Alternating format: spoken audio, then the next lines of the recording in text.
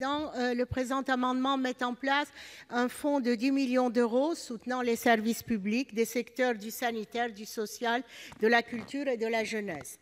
L'action 4, destinée à ces domaines, n'a bénéficié que d'une augmentation factice de 0,51 %. Vous en conviendrez, mes chers collègues, que cette hausse est bien insuffisante pour améliorer de manière réelle les conditions de vie de nos concitoyens ultramarins.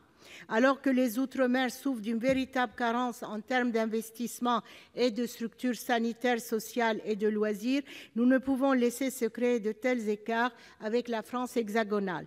Nous proposons donc de financer une telle action par la ponction de 10 millions d'euros de l'action 09 du programme « Vie en outre-mer » qui ne sert qu'à payer des intérêts bancaires. Les dotations des collectivités publiques étant en baisse et le budget en faveur des services publics stagnant dans ce PLF 2019, il nous semble plus judicieux d'injecter les financements étatiques dans des actions pouvant impacter positivement le quotidien des ultramarins.